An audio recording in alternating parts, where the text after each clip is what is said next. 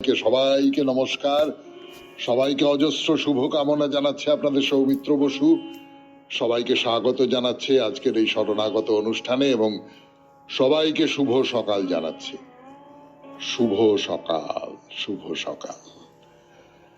আজকে শ্রী শ্রী 108 স্বামী স্বরূপানন্দ গিরি মহারাজের তিরোধান উৎসব এবং পরম পূজ্যপাদ শ্রী শ্রী মোহনানন্দ ব্রহ্মচারীর মহাপ্রয়াণ তিথি। পরম গুরুদেব শ্রীমৎ স্বামী ব্রহ্মানন্দ গিরি পরমহংসদেবের শুভ তিরোধান তিথি, বিপ্লবী মনোরঞ্জন ভট্টাচার্যের শহীদ দিবস এবং শহীদ কানাইলাল ভট্টাচার্যের জন্মদিন আজ 22শে আগস্ট। বেনি মাধবশীলের পঞ্জিকা অনুযায়ী আজকে 5ই ভাদ্র 1431, ইংরেজির 22শে আগস্ট 2024, বৃহস্পতিবার, তৃতীয়া। সূর্যোদয়ের সময় ভোর 5:18, সূর্যাস্তের সময় সন্ধে 6:03। নক্ষত্র উত্তর ভাদ্রপদ।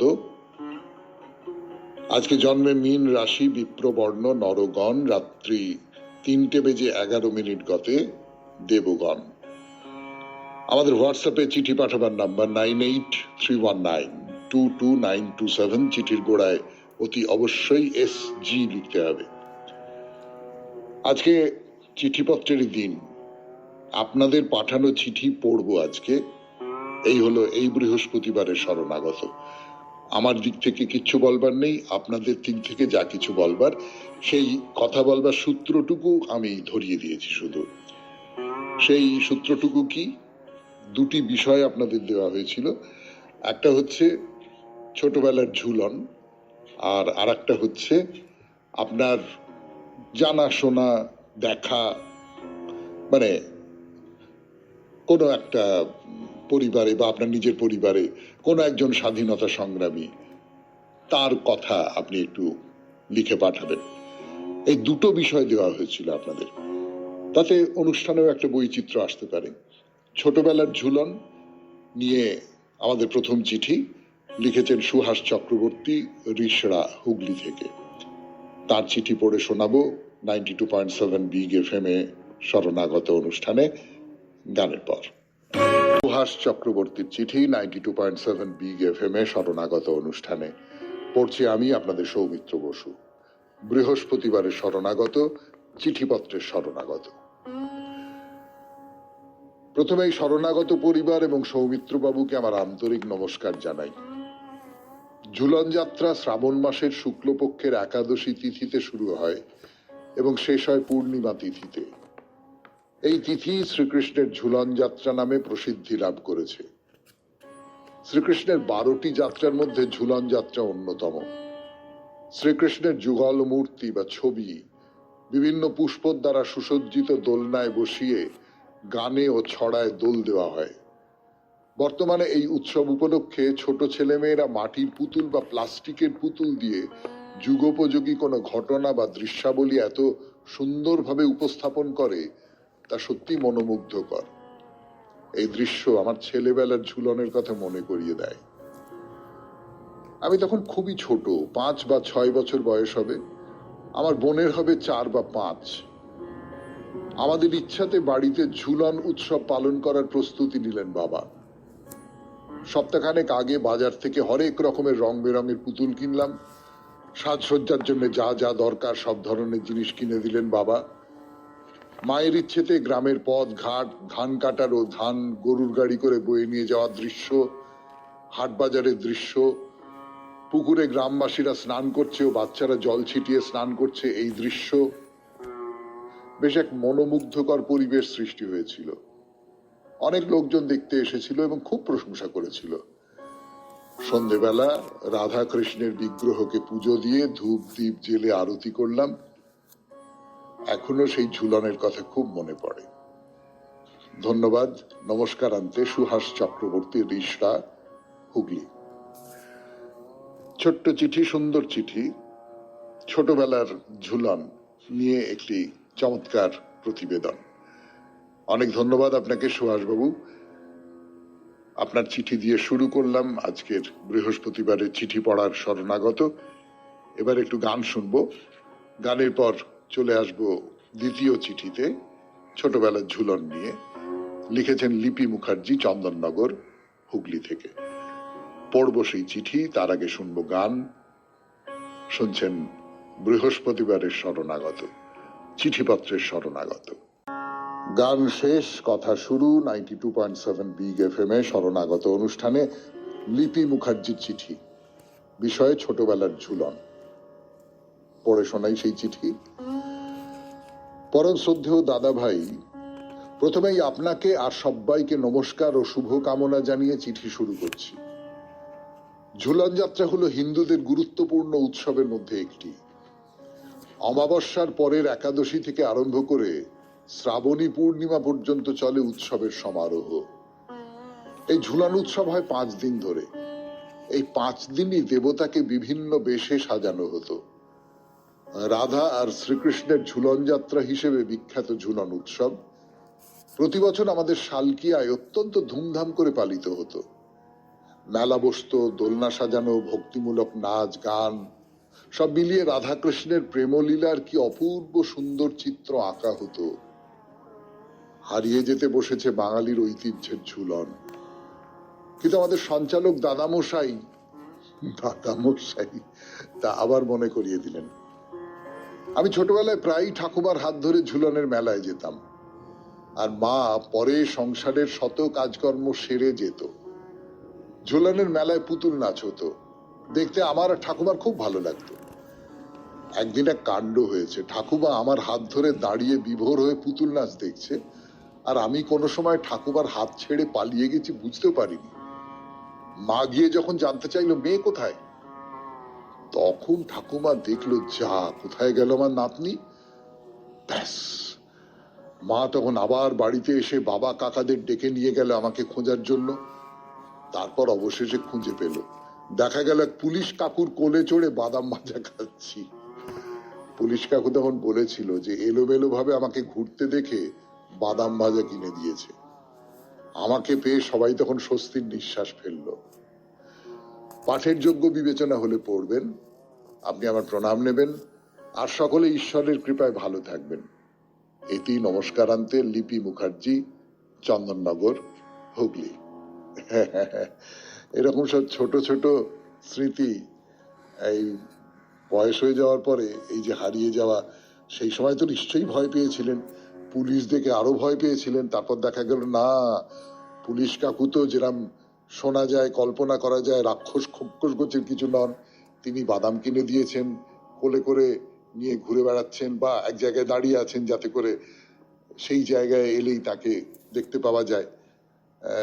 খুব সুন্দর, খুব ভালো। 92.7 বিগ এফএম এ শরণাগত অনুষ্ঠানে পরের চিঠিটির লেখক অনির্বিত রক্ষিত, কলকাতা থেকে। স্বাধীনতা সংগ্রামীর কথা। ফিরে আসছি গানের পর।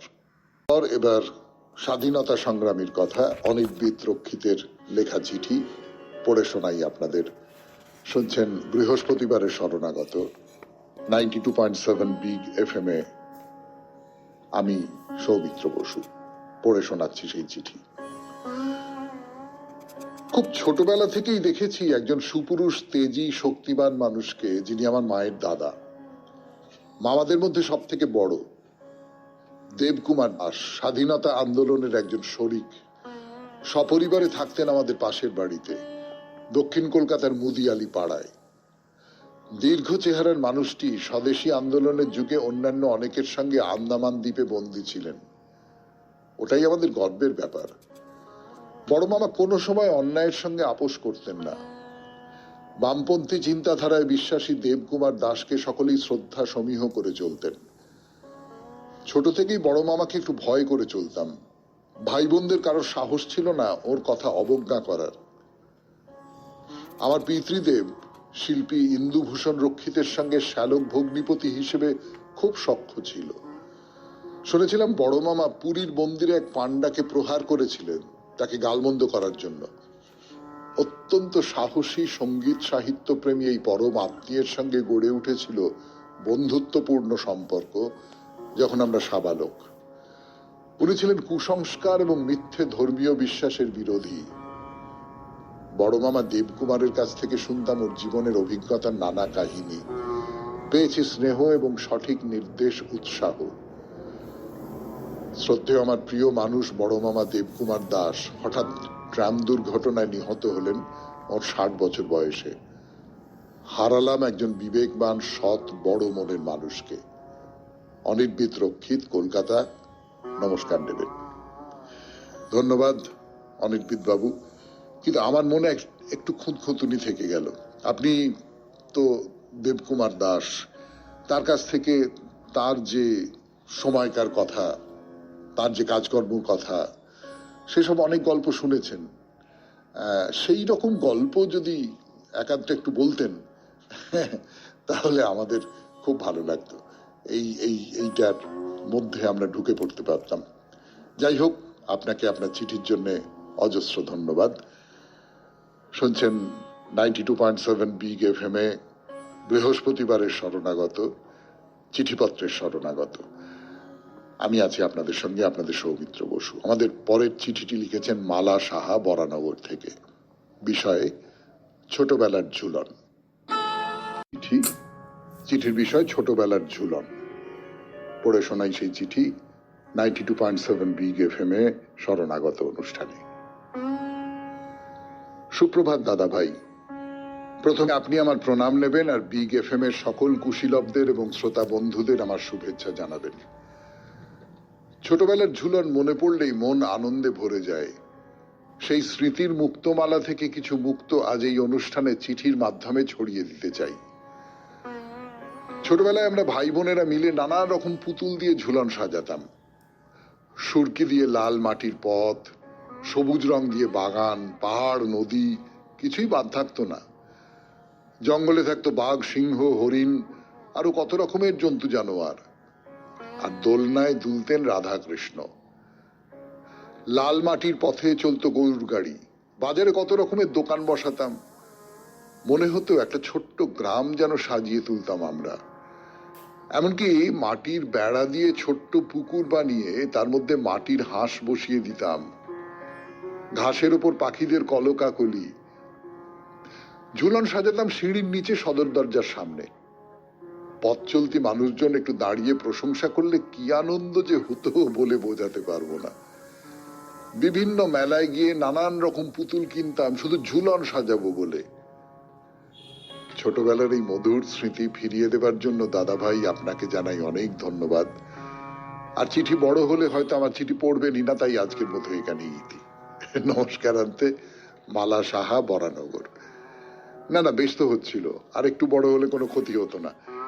কেমন করে সাজাতেন, কি কি সাজাতেন, যদিও খুব চমৎকার একটা ছবি তৈরি হয়ে গেছে, তবুও যাই হোক, এই চিঠি পড়লাম, খুব সুন্দর লাগলো পড়তে। আপনাকে অনেক ধন্যবাদ।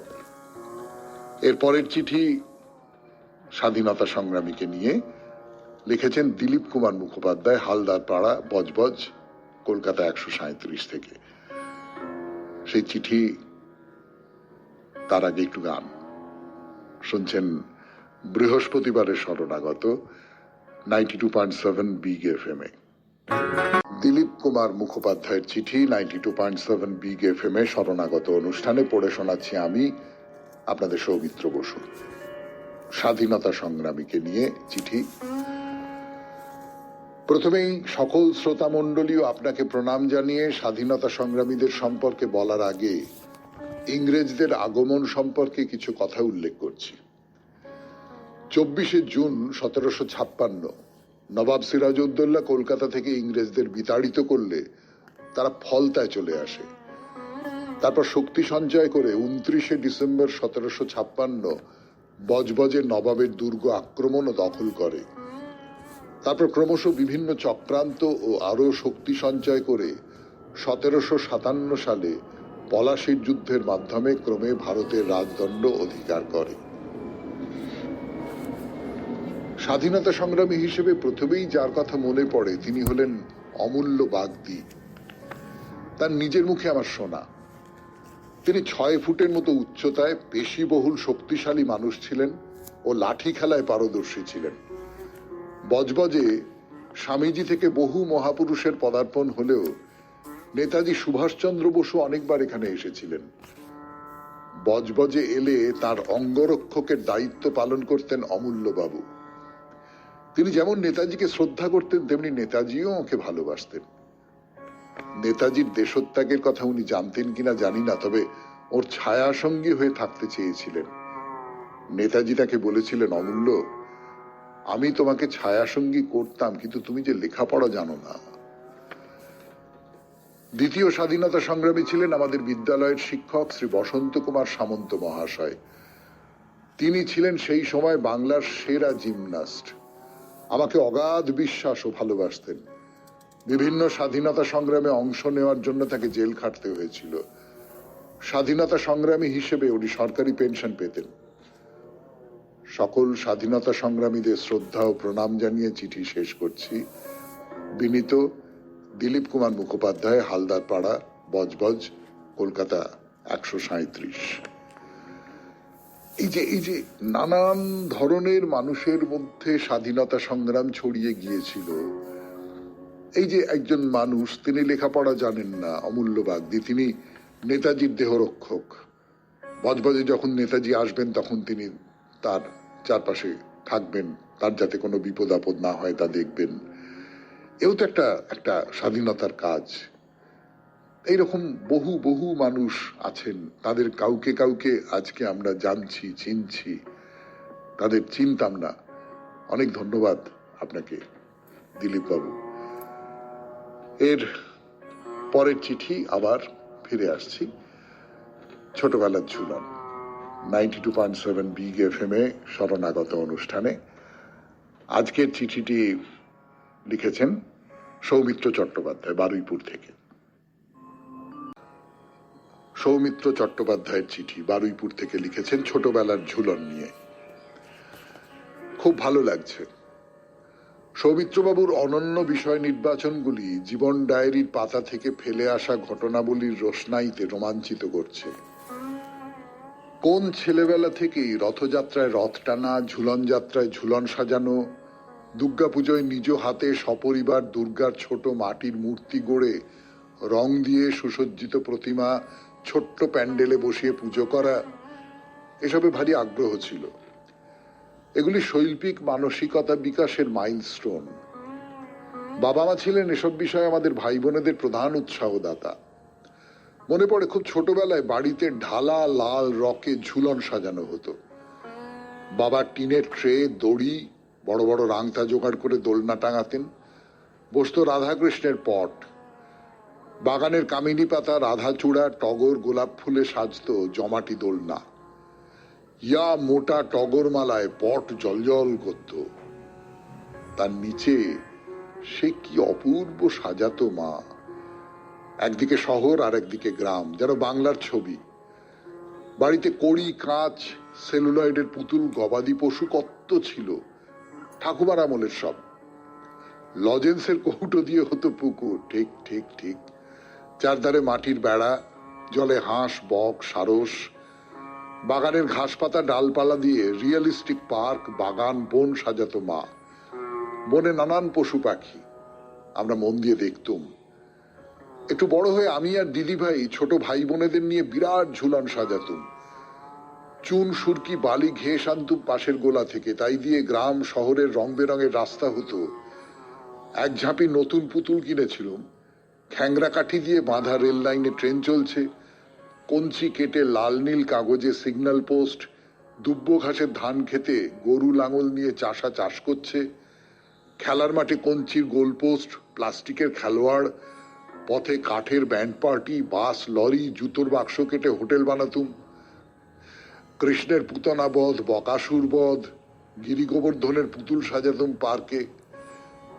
গ্রামের শেষে অশ্বত্থতলা পেরিয়ে মাটি আর ইটের পাহাড়, তাতে শ্যাওলা ডালপালা গুঁজে বন বাদাড়। পাহাড়ে বন্দুক হাতে সেনাদল পাহারায়, বাঘ, সিংহ, হরিণ ঘুরছে। সাজানো দেখে বাবার এক ছাত্র বললেন, এ তো অপূর্ব আর্ট হয়েছে। আমি আর দিদি ভাই তো লাট্টু। তখন সবাই ঝুলন সাজাতো। বাড়ি বাড়ি দল বেঁধে সব দেখতে আসতো ঝুলন সাজানো।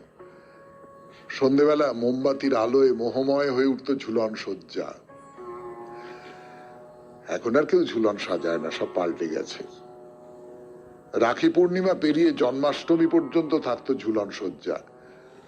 প্রতি সন্ধ্যায় নানান মিষ্টি নৈবেদ্য দিতাম আর দোলা দিয়ে কৃষ্ণের গান গাইতাম আমরা। একবার ইছাপুরে নবাবগঞ্জে মামা বাড়ির কাছে মন্ডলদের বিখ্যাত ঝুলন মেলা দেখতে গেলাম। সে বিপুল জমাটি মেলা, কত কি দোকানপাট, খাবার দাবার। একটা দম দেয়া সবুজ মোটর গাড়ি কিনেছিলাম, চাকা মাটিতে ঘষে ছেড়ে দিলে শাঁ শাঁ দৌড়তো। সেটা অনেকদিন ছিল, কোথায় হারিয়ে গেল কে জানে। সৌমিত্রবাবু হারানো দিনে ফিরিয়ে যে আনন্দ দিলেন, আহা, গ্রেট। আমিও বলি সৌমিত্রবাবু গ্রেট। ভারী সুন্দর চিঠি। এবং সত্যি আপনি একটা না খুব দামি কথা বলেছেন, এই যে ছোটবেলায় ঝুলন সাজানো, তার ভেতর দিয়ে কোথাও একটা শিল্পবোধ তৈরি হয়ে ওঠে মনের মধ্যে, এইটা খুব জরুরি। এইটা দারুণ দারুণ কথা। এর পরের যে চিঠি সেটি স্বাধীনতা সংগ্রামীকে নিয়ে লেখা। লিখেছেন সুতপা দাস, হুগলি জেলার ব্যান্ডেল কোদালিয়ায় থাকেন তিনি, সেখান থেকে লিখেছেন। পড়ে শোনাবো সেই চিঠি, তার আগে শুনবো গান। শুনছেন বৃহস্পতিবারের শরণাগত 92.7 বিগ এফএম এ। আমি আছি আপনাদের সঙ্গে আপনাদের চিঠি পড়বার জন্য। দাসের চিঠি 92.7 বিগ এফএম এ শরণাগত অনুষ্ঠানে, বিষয় স্বাধীনতা সংগ্রামীর কথা। শ্রদ্ধেয় সৌমিত্রবাবু, আজ আমি ইংরেজির 1931 সালের 26শে জানুয়ারির কান্দি মুর্শিদাবাদ ট্রেজারি ভবনের তৎকালীন ব্রিটিশ শাসিত পতাকা মাটিতে ফেলে ভারতীয় জাতীয় পতাকা উত্তোলনের এক প্রভাতী ঘটনার উল্লেখ করছি। 21 বছরের এক তেজস্বী যুবকের বীর গাথা, যার নাম মাধাই চন্দ্র দাস। ভয় ডরহীন, অকুত ভয়, নির্ভীক, দারিদ্র্যের সঙ্গে লড়াই করে উঠে আসা এক যুবক ব্রিটিশ সাম্রাজ্যবাদের বিরুদ্ধে গর্জে উঠেছিলেন, আইন অমান্য আন্দোলন করতে এবং কান্দি মহকুমাতে জনমত সংগ্রহ করতে সক্ষম হয়েছিলেন। এই সবই তিনি করতেন পিতা ভোলানাথ দাস এবং মাতা মানিনী দেবীর অমতে। এরই পরিণতিতে ব্রিটিশ শাসকেরা তাকে বন্দি করে প্রথমে কান্দি জেল, সেখান থেকে বহরমপুর জেল এবং আরো বেশি করে কলকাতা আলিপুর জেলে ক্রমান্বয়ে মোট 14 মাস বন্দি করে রাখে এবং বন্দি অবস্থায় তাকে রুল দিয়ে মেরে তার হাঁটু ভেঙে দেয়, আজীবনের জন্য পঙ্গু করে দেয়। ব্রিটিশদের বিরুদ্ধাচরণ করার জন্য পিতা তাকে ত্যায্যপুত্র ঘোষণা করেন। তাতেও তাকে দমিয়ে রাখা যায়নি, পুরো জীবনটাই স্বাধীনতা সংগ্রামে নিয়োজিত রাখেন। পরবর্তীকালে 1972 সালে ভারত সরকার এই বীর স্বাধীনতা সংগ্রামীকে তাম্রপত্র দ্বারা সম্মানিত করেন এবং তার এই বীরত্বের কাজের জন্য তাকে 300 টাকা পেনশন দেওয়া হতো। ওর মৃত্যুর শেষ মুহূর্ত পর্যন্ত ওর পেনশন ছিল 3000 টাকা। 29 অক্টোবর 1984 তিনি শেষ নিঃশ্বাস ত্যাগ করেন। এতক্ষণ যার কথা বললাম, তিনি আমার মায়ের বাবা মাধাই চন্দ্র দাসের ছোট মেয়ে নমিতা দাসের বড় কন্যা সুতপা দাস, বর্তমানে হুগলি জেলার ব্যান্ডেল কোদালিয়া নিবাসী আমি, মানে আমি তার আদরের নাতনি বলছি। নমস্কার। এই তো একটা প্রত্যক্ষ অভিজ্ঞতার কথা শোনা গেল, প্রায় প্রত্যক্ষ অভিজ্ঞতা। কি ঘটেছিল সেই কথা শুনেছেন মায়ের মুখে, সেই কথা বলেছেন। আপনাকে অনেক অনেক ধন্যবাদ। পরের চিঠিটি তার বিষয় আবার ছোটবেলার ঝুলন। লিখেছেন শ্রাবণী ভট্টাচার্য, কলেজ স্ট্রিট, কলকাতা থেকে। পড়ব সেই চিঠি, তার আগে শুনবো গান। শুনছেন শরণাগত, জীবনের সহজ পাঠ। ছোটবেলার ঝুলন নিয়ে শ্রাবণী ভট্টাচার্যের চিঠি 92.7 বিগ এফএম এ শরণাগত অনুষ্ঠানে। বৃহস্পতিবারের শরণাগত, আপনাদের চিঠি পড়ার শরণাগত। ছোটবেলার কথা আজ মনে পড়লে ভাবি, জীবন এত ছোট কেনে। আমাদের বাড়িতে খুব ছোটবেলায় দালানে একধারে খুব সুন্দর ও ছোট করে ঝুলন সাজানো হতো, রাধাকৃষ্ণের ছোট ছোট পুতুল দিয়ে। এছাড়া আমাদের বাড়ি থেকে এগিয়ে বড় রাস্তার ধারে বাজারের ওপর লোহাপট্টিতে সাজানো ঝুলন দেখতে যেতাম বাড়ির বড়দের সাথে। লোহাপট্টিতে ঢোকবার মুখেই থাকতে একটি যন্ত্রচালিত লম্বা হনুমান, তার মুখ থেকে জয়রাম কথাটি বের হতো। যন্ত্রচালিত হনুমানটি দেখে ছোটবেলার আমি এক অজানা আতঙ্ক মিশ্রিত এত ভয় পেতাম যে বহু বছর বয়স অব্দি স্কুলে যাওয়ার পথে যখন ঝুলন আসতো তখনও আমি ওই হনুমানটির দিকে তাকাতেই পারতাম না। যখন বাড়ির বড়রা আমাদের সাজানো ঝুলন দেখাতে নিয়ে যেতেন তখন সেদিনের আমি কোনো রকমে ভয়ে জড়সড় হয়ে সিঁড়ি দিয়ে ওপরে উঠে নানান রকম সাজানো রঙিন পুতুল বিভোর হয়ে দেখতাম বটে, কিন্তু মনের কোণে থাকতে এক অজানা আতঙ্ক মিশ্রিত ভয় ওই যন্ত্রচালিত হনুমানটিকে ঘিরে। কিন্তু যখনই বাড়ি ফেরার জন্য একই পথ দিয়ে বের হতাম ভয় আর অজানা আতঙ্ক কিছুতেই দূর হতো না।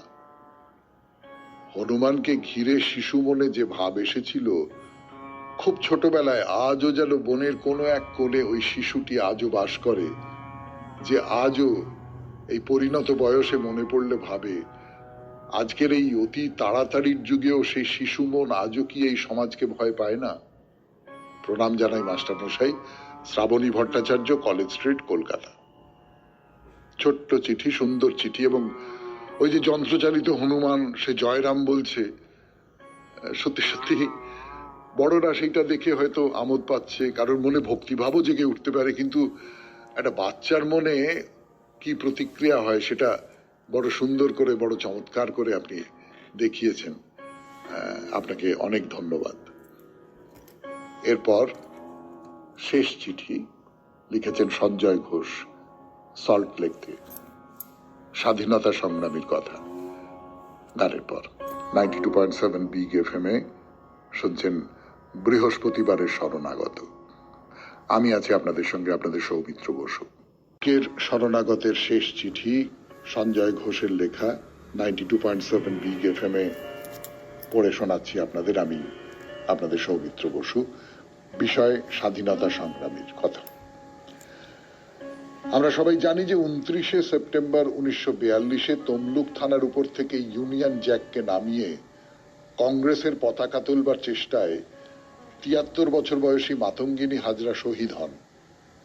ময়দানে তার স্মৃতিসৌধ আছে, কিন্তু তার সেই অভিযানের সঙ্গী সাথীরা বিস্মৃতির অতলে তলিয়ে গেছে। সেরকম একজন হলেন আমার বন্ধু অমিয়ের পিতামহী দেবাঙ্গনা বোস। তখন অর্থাৎ 1942-এ তার বয়স ছিল 16।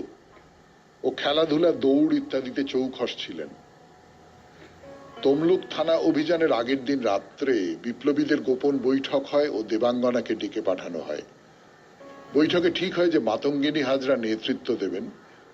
দেবাঙ্গনাকে বলা হয় যে তার কাজ হবে থানা ঘেরাও করার পর থানার উপর থেকে ইউনিয়ন জ্যাক নামিয়ে কংগ্রেসের পতাকা তোলা। থানার লাগোয়া বটগাছ বেয়ে থানার টালির ছাদে উঠতে হবে, তারপর দৌড়ে টালির শীর্ষে উড়ন্ত ইউনিয়ন জ্যাককে ছিঁড়ে কংগ্রেসের পতাকা ওড়াতে হবে। এই কাজ থেকে দেওয়া হচ্ছে কেননা সবাই জানে যে তিনি গাছে চড়তে ও দৌড়তে পারদর্শী। তিনি এই প্রস্তাবে সম্মত হন। পরের দিন সকাল 9টা নাগাদ তমলুক থানা অভিযান শুরু হয়। দেবাঙ্গনা গাছ কোমর শাড়ি পরে একটা পতাকা, যেটা থানার ছাদে উড়াবেন, কোমরে বেঁধে নেন। একটা ছোট ছুরিও সঙ্গে নেন ইউনিয়ন জ্যাক ছেঁড়ার জন্য। তারপর আর একটা পতাকা নিয়ে মাতঙ্গিনীর সঙ্গে দেখা করেন। মাতঙ্গিনী জিজ্ঞেস করেন তিনি তৈরি কিনা ও পাশে থাকতে বলেন। প্রায় 6000 লোক জমায়েত হয়েছিল। এবার তারা সবাই মিছিল করে মাতঙ্গিনীর নেতৃত্বে তমলুক থানার দিকে অগ্রসর হন। থানার কাছাকাছি পৌঁছলে দেখা যায় পুলিশ রাস্তা বন্ধ করে রেখেছে। পুলিশ সমাবেশ ভেঙে দেওয়ার নির্দেশ দেয়, কিন্তু মিছিল থানার দিকে অগ্রসর হতে থাকে। 1922 সালের চৌরি চৌরার ঘটনায় পুলিশ আতঙ্কিত হয়েছিল। এবার তারা গুলি চালায়। গুলি মাতঙ্গিনীর বুকে লাগেও তিনি দেবাঙ্গনার উপর পড়ে যান। দেবাঙ্গনা তাকে ধরে ফেলেন ও বুঝতে পারেন তিনি মারা গেছেন। লোকজন এদিক ওদিক পালাতে শুরু করে ও তমলুক থানা অভিযান পরিত্যক্ত হয়। দেবাঙ্গনা বলতেন, যদি ওই গুলি সামান্য ডান দিকে আসতো তাহলে মাতঙ্গিনীর জায়গায় তিনিই শহীদ হতেন, কিন্তু কপালে নেই, তাই মাতঙ্গিনী ঠাকুমা শহীদ হয়ে গেলেন। দেবাঙ্গনার এই ক্ষোভ জীবনের শেষ দিন অবধি ছিল। জীবন সত্যিই কি আশ্চর্যজনক। ঘটনার সামান্য এদিক ওদিকে হয়তোবা সত্যিই দেবাঙ্গনা বোসের নাম ভারতের স্বাধীনতা সংগ্রামের ইতিহাসে স্বর্ণাক্ষরে লিখিত থাকত। সঞ্জয় ঘোষ, সল্টলেক। এই চিঠির পরে আর কোনো কথা হয় না। আপনাদের অনেক ধন্যবাদ। ছোটবেলার ঝুলনের কথা আপনারা লিখেছেন, আর লিখেছেন বিস্মৃত অজ্ঞাত স্বাধীনতা সংগ্রামীদের কথা। কত মানুষের স্মৃতির ঝুলিতে এইরকম কত সব মানুষের কথা আছে। খুব ভালো কাটলো সকালটা, খুব ভালো কাটলো। আমার কাটলো, নিশ্চয়ই আপনাদেরও। সবাই খুব ভালো থাকবেন। আমাদের হোয়াটসঅ্যাপে চিঠি পাঠানোর নাম্বার 9831922927। চিঠির গোড়ায় অতি অবশ্যই SG লিখতে হবে। ভালো থাকবেন, আনন্দে থাকবেন। নমস্কার। সবাইকে নমস্কার।